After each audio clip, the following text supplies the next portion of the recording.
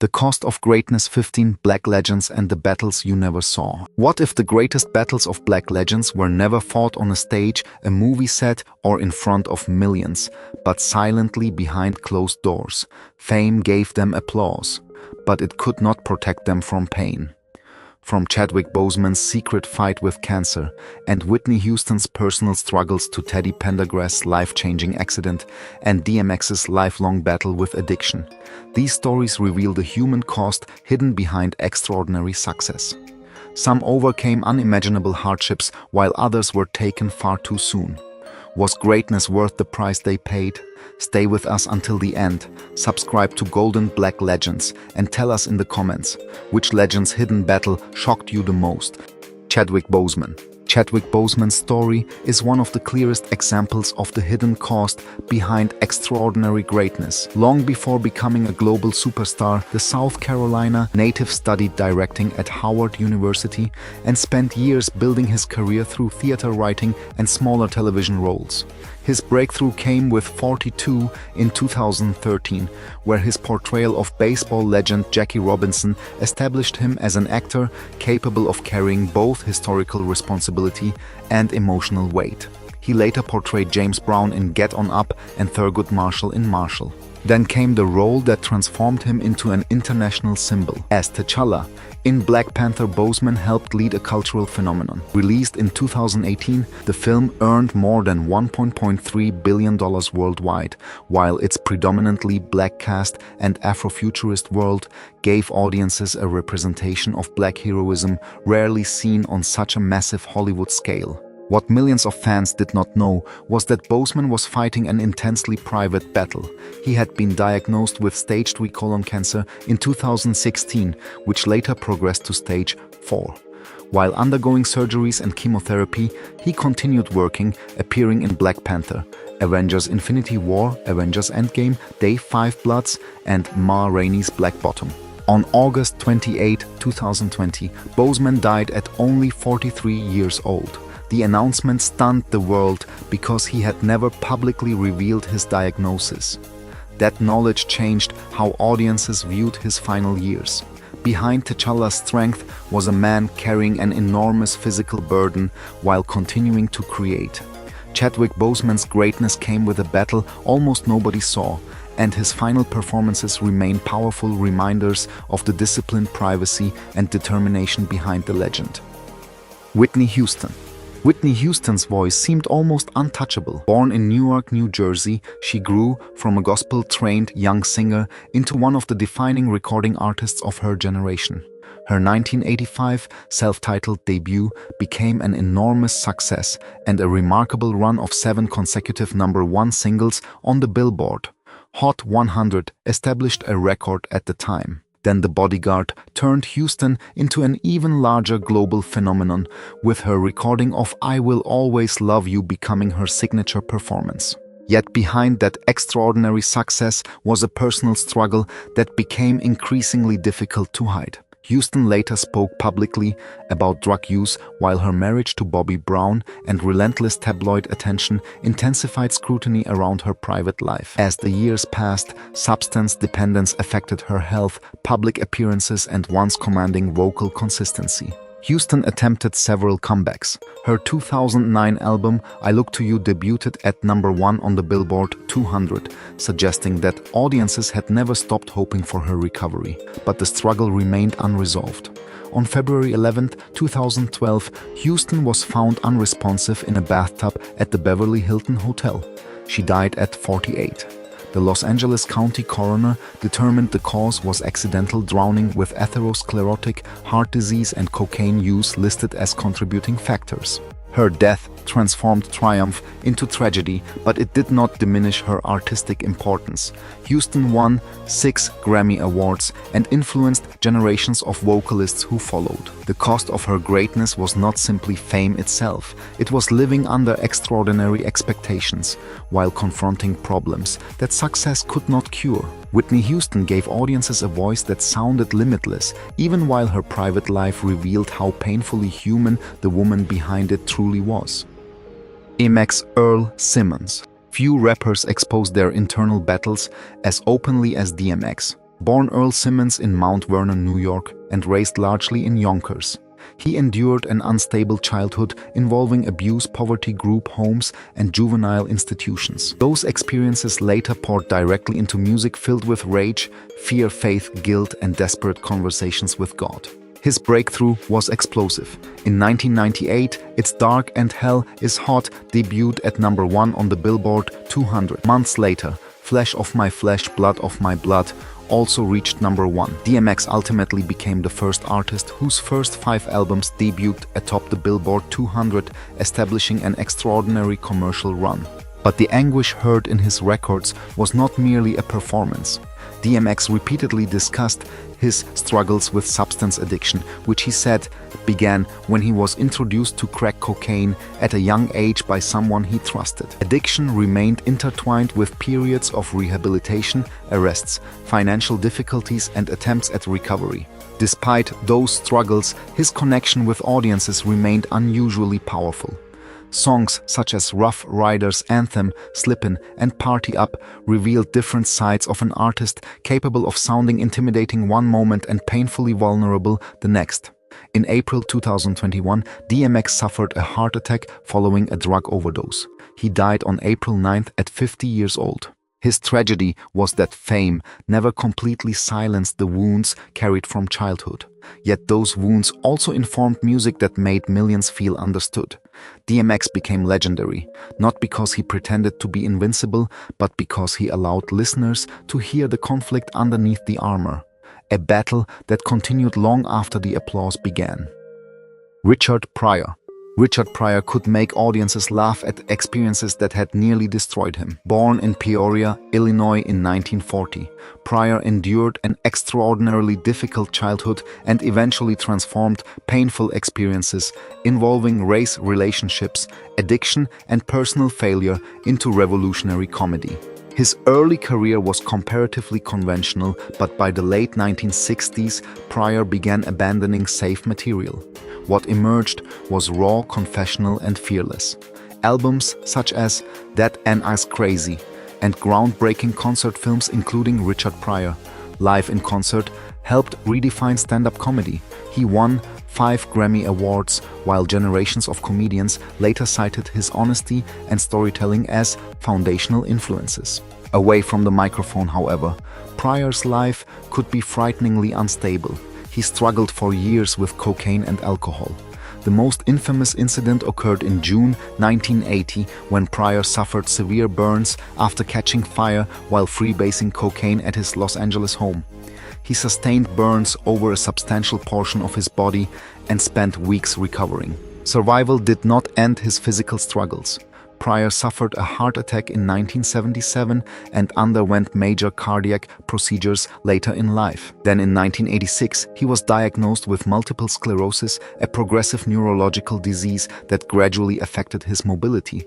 Even as his body weakened, his influence grew. Pryor died from a heart attack on December 10, 2005 at age 65. His greatness came from turning experiences many people would conceal into material audiences could confront together. But behind the laughter was a man repeatedly facing addiction, serious illness, and physical decline. Richard Pryor changed American comedy by exposing uncomfortable truths. Perhaps the most difficult truth was that the comedian, capable of making millions laugh, spent much of his own life surviving extraordinary pain. Michael K. Williams. When audiences watched Michael K. Williams as Omar Little on The Wire, they saw extraordinary confidence. Behind that unforgettable performance, however, Williams was confronting vulnerabilities that fame could not eliminate. Born in Brooklyn in 1966, Williams initially pursued dance, eventually appearing with performers including Madonna and George Michael. A facial scar he received during a confrontation on his 25th birthday became one of his most recognizable features and unexpectedly helped open doors to acting. His defining breakthrough arrived in 2002 with HBO's The Wire. Omar became one of television's most acclaimed characters, feared yet principled, violent yet deeply human. Williams later delivered acclaimed performances in Boardwalk Empire, When They See Us, and Lovecraft Country, ultimately earning 5 Primetime Emmy nominations. But success existed beside a long-standing struggle with addiction. Williams spoke candidly about substance use and described periods when the emotional intensity surrounding his work coincided with relapse. His openness made his story especially affecting because audiences could see that professional achievement and personal stability were not the same thing. On September 6, 2021, Williams was found dead in his Brooklyn apartment at 54.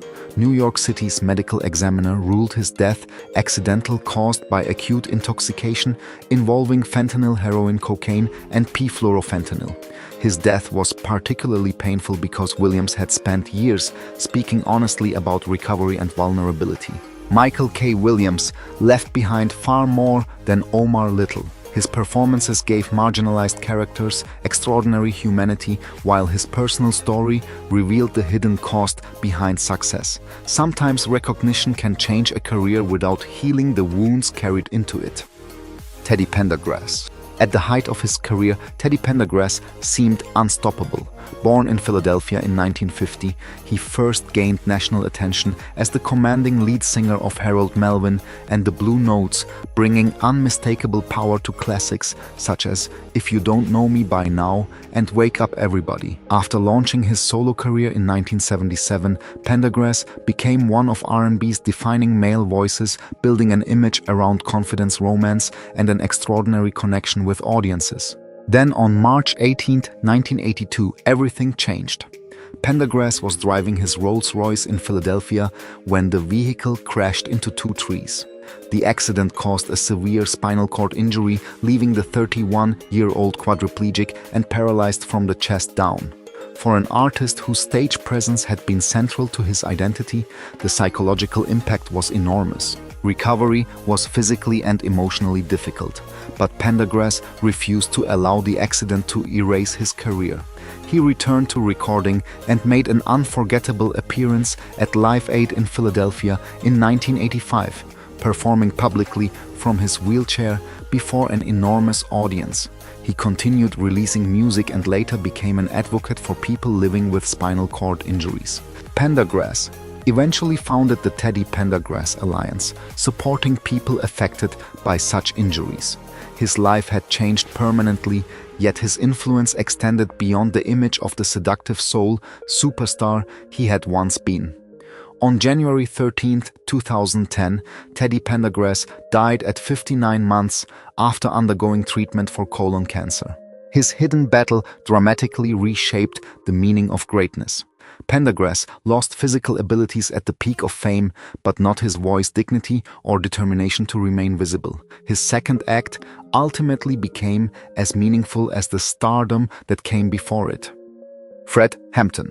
Fred Hampton achieved an extraordinary level of influence before reaching an age when most people have even discovered their direction in life. Born in Illinois in 1948, Hampton became involved in civil rights activism as a teenager and developed a reputation for organization, communication, and an ability to build alliances across racial boundaries. By 20, Hampton had become chairman of the Illinois chapter of the Black Panther Party. His work extended beyond speeches. He helped organize community initiatives associated with free breakfasts for children, health services, and political education. Most significantly, Hampton helped create the Rainbow Coalition, connecting the Panthers with Puerto Rican activists, poor white organizations, and other Chicago groups around shared economic and social concerns. His rapidly growing influence also attracted intense law enforcement attention. Hampton became a target of the FBI's COINTELPRO program, which sought to disrupt organizations and leaders the Bureau considered threatening. An FBI informant inside the Chicago Panthers provided information about Hampton and even supplied a floor plan of his apartment. Before dawn on December 4, 1969, Chicago police raided that apartment. Hampton was sleeping beside his pregnant fiancée Deborah Johnson when officers entered. He was fatally shot during the raid at only 21 years old. Another Panther, Mark Clark, was also killed. The circumstances generated years of litigation and controversy. In 1982, government entities agreed to a $1.85 million settlement with survivors and relatives without admitting wrongdoing. Hampton's greatness therefore carried an extraordinary price. He gained influence through coalition building rather than decades of public life, yet never lived to see how far that leadership might have developed. More than half a century later, Fred Hampton remains remembered not simply for how young he died, but for how much influence he had already achieved. Bernie Mac. Bernie Mac spent years making audiences laugh before most Americans even knew his name. Born Burt Jeffrey McCullough in Chicago in 1957, he developed comedy through difficult circumstances and spent years performing in clubs while supporting himself through ordinary jobs. His breakthrough accelerated after his fearless appearance on Def Comedy Jam, where his commanding delivery made him impossible to ignore. By the 2000s, Mac had become a major Hollywood personality. He appeared in films including Ocean's 11 Bad Santa and Charlie's Angels Full Throttle. Meanwhile, The Bernie Mac Show, which premiered in 2001 and ran for 5 seasons, turned his uncompromising comedic persona into one of television's most distinctive father figures. Behind that booming voice and enormous energy, however, Mac lived with sarcoidosis, an inflammatory disease that affected his lungs. He had been diagnosed years before many fans became aware of the condition.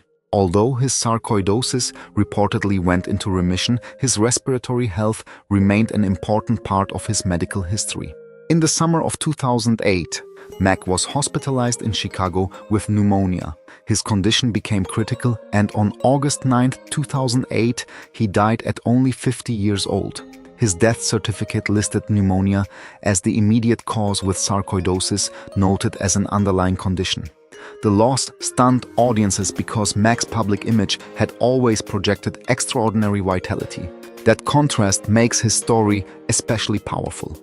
Millions saw a comedian who filled rooms with noise, confidence, and laughter. Far fewer understood the serious health battle behind the performances.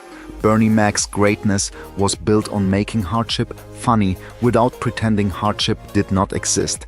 His life reminds us that even the strongest presence on stage may be carrying a struggle audiences cannot see. Eazy-E Eric Wright.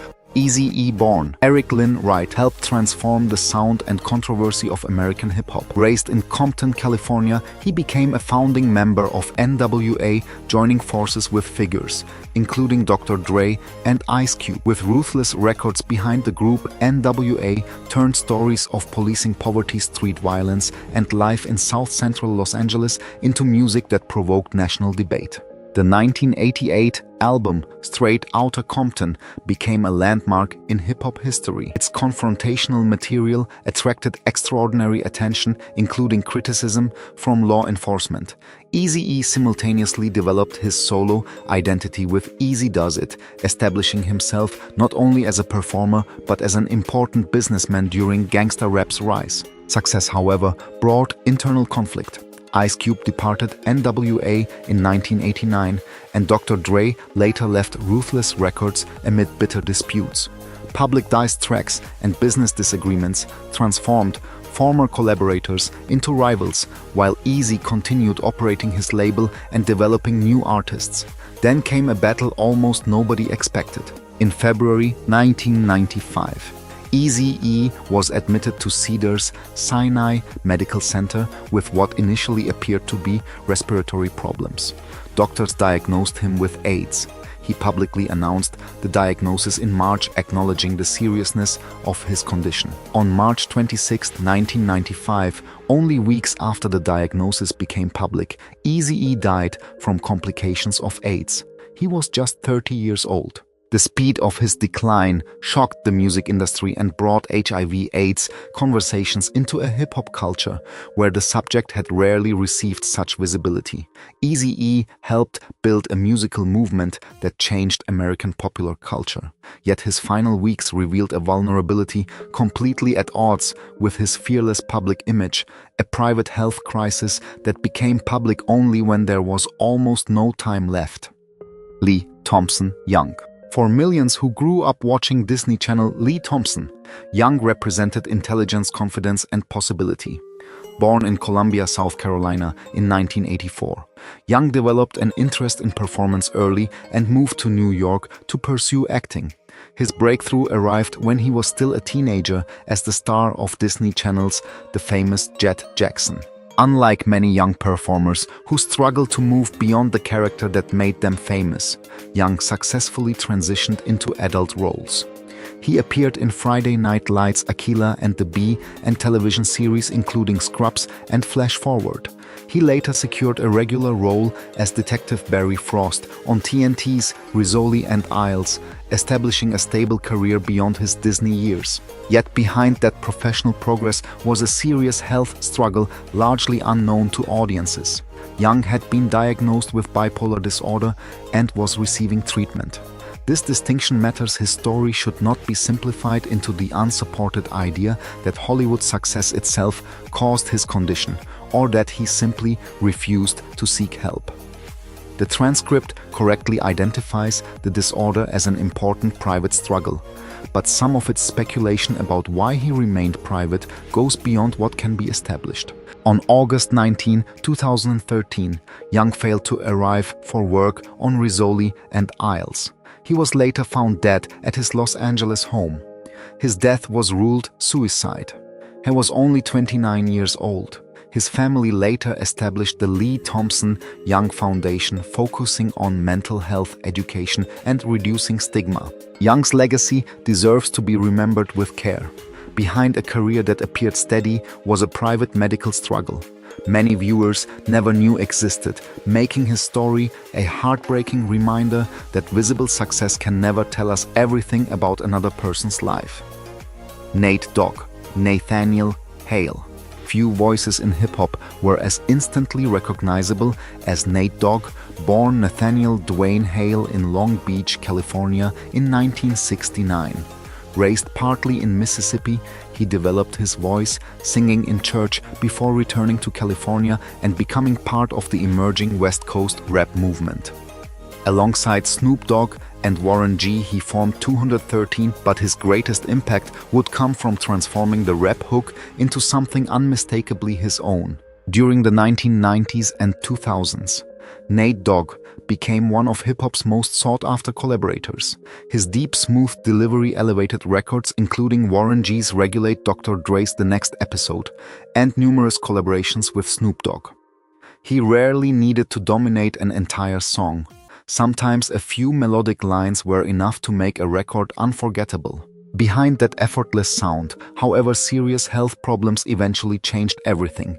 In December 2007, Dogg suffered a stroke that left him with significant physical impairment. He underwent rehabilitation, but another stroke in 2008 created further complications. His ability to perform was dramatically reduced, while friends and family supported his recovery. On March 15, 2011, Dogg died at only 41 years old. His death was associated with complications from the strokes he had suffered. The smooth voice that had seemed almost permanently woven into West Coast hip-hop was suddenly gone. Yet his influence never disappeared. Dogg helped establish a blueprint for melodic rap features that later generations continue to follow. His hidden cost was not scandal or public collapse, but a devastating health decline that removed him from music while he was still relatively young. The voice sounded effortless. The final years were anything but. Redd Foxx's John Elroy Sanford. Redd Foxx, born John Elroy Sanford, spent decades turning hardship into laughter. Born in St. Louis in 1922 and raised in Chicago, Foxx has developed his comedy in black clubs and theaters at a time when segregation severely restricted opportunities for African American entertainers. His provocative nightclub albums made him famous within Black America long before mainstream television discovered him. That breakthrough finally arrived with Sanford and Son in 1972. playing Fred Sanford. Foxx became one of television's most recognizable comedians. The NBC sitcom was a major ratings success, and Foxx's helped open doors for black performers by proving that a series centered on an African-American family could command a huge national audience. But earning enormous sums did not guarantee financial security. Foxx experienced expensive divorces, financial management problems, and most seriously, enormous tax debts. In 1989, IRS agents seized assets from his Las Vegas property while attempting to recover millions in unpaid federal taxes. The comedian, who had achieved extraordinary television success, found his finances publicly unraveling. Then came an ending almost impossible to separate from his comedy. On October 11, 1991, while rehearsing for the television series, the royal family Foxx collapsed after suffering a heart attack. Because Fred Sanford had famously faked heart attacks while shouting about the big one, people initially thought Foxx was joking. This time he was not. Red Fox died at 68. His story captures a painful contradiction behind greatness. Foxx broke racial barriers, influenced generations of comedians, and made millions laugh, yet success never guaranteed financial stability. Behind Fred Sanford's jokes was a pioneering entertainer whose final years demonstrated how fame and wealth can disappear far faster than a cultural legacy. Ricky Bell. For Ricky Bell's success arrived at an age when most teenagers were still discovering who they were. Born in Boston in 1967, Bell became a founding member of New Edition, helping the group emerge as one of the most influential R&B acts of the 1980s. Songs like Candy Girl, Cool It Now, and Mr. Telephone Man brought enormous attention while Bell was still remarkably young. After New Edition's initial run, Bell joined Michael Bivins and Ronnie DeVoe to form Bell Biv DeVoe. Their 1990 debut album, Poison, became a major success, with its title track helping define the emerging new Jack Swing era.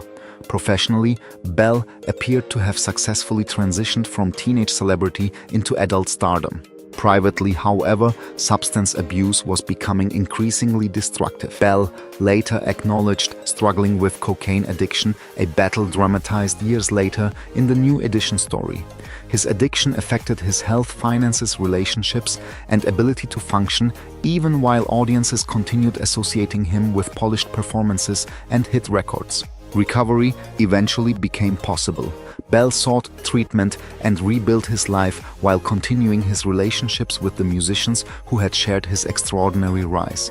Unlike many stories in which audiences discovered an artist's private struggle only after tragedy, Bell survived to discuss what happened himself. Now 58, in 2026, he represents the hopeful side of the cost of greatness. Fame did not protect him from addiction, and professional achievement could not automatically create personal stability. Yet collapse was not the final chapter. Ricky Bell returned to New Edition, continued performing, and lived long enough to transform a hidden struggle into a story of recovery, proving that sometimes the cost of greatness leaves scars without taking away the possibility of a second act. DJ Screw Robert Earl Davis Jr. DJ Screw, born Robert Earl Davis Jr., never needed mainstream radio to revolutionize hip-hop. Born in Texas in 1971, he became the architect of Houston's unmistakable chopped and screwed sound, slowing records dramatically, while using repetition cuts and manipulated transitions to create music that felt hypnotic and completely different from the dominant East and West Coast styles of the era. During the 1990s, his homemade mixtapes, widely known as screw tapes, spread throughout Houston and helped build an enormous underground following. His work also provided a platform for the Screwed Up Clique, a collective associated with artists including Big Hawk, Lil Kiki, Fat Pat, and Big Mo. Without streaming platforms or social media, Screw created a regional movement whose influence eventually traveled far beyond Texas. But the culture surrounding the music contained a dangerous element.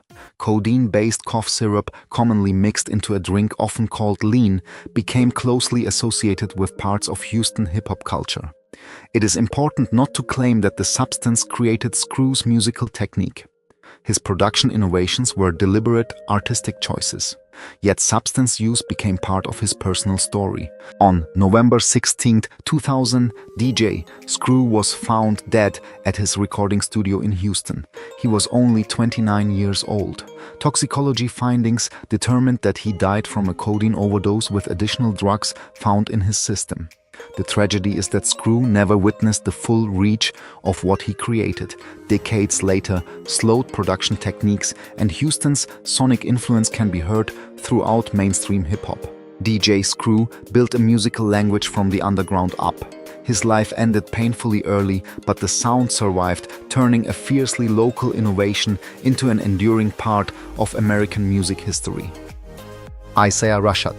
Unlike many legends in this story, Isaiah Rashad survived his darkest period and gained the opportunity to describe it himself. Born in Chattanooga, Tennessee in 1991, Rashad emerged as an introspective Southern rapper whose music sounded less like celebrity performance and more like a private conversation. His career accelerated after signing with Top Dogg Entertainment, joining a roster associated with Kendrick Lamar, Schoolboy Q and SZA. His 2014 project, Sylvia Demo, earned critical acclaim, while The Sun's Tirade followed in 2016 and reached the upper portion of the Billboard 200. His writing explored insecurity, depression, family responsibilities, addiction, and the emotional instability beneath professional ambition. Those subjects were deeply personal. Rashad later discussed struggles involving alcohol and substance abuse, explaining how his behavior threatened both his career and his relationships. His problems contributed to a long gap between major projects as he worked toward greater stability. Rather than pretending that artistic success had solved everything, Rashad increasingly acknowledged how close self-destructive habits came to derailing what he had built. His comeback arrived with The House is Burning in 2021, which debuted at number 7 on the Billboard 200. After years of uncertainty, listeners heard an artist who had survived long enough to examine his struggles from another perspective. Now 35 in 2026, Rashad provides an important contrast to the tragic endings elsewhere in this story. His battle has not been packaged into a perfect conclusion, nor should it be. Recovery can be complicated and ongoing. Isaiah Rashad's story shows another side of the cost of greatness. Sometimes the victory is not becoming invulnerable. It is surviving, confronting what nearly destroyed you, and continuing forward while you still have the chance. Behind every legendary name is a story the spotlight never fully revealed. Chadwick Boseman fought cancer in silence, Whitney Houston and DMX battled addiction. Teddy Pendergrass rebuilt his life after a devastating accident, while Ricky Bell survived his darkest years and found recovery. These stories remind us that awards, money, influence and applause can never make someone immune to pain. Some of these legends were given another chance. Others were gone far too soon. But here's the question: does greatness demand too high a personal price, or were these struggles separate from the success that made them legends? Share your opinion and the story that affected you most in the comments. Subscribe to Golden Black Legends for more unforgettable stories.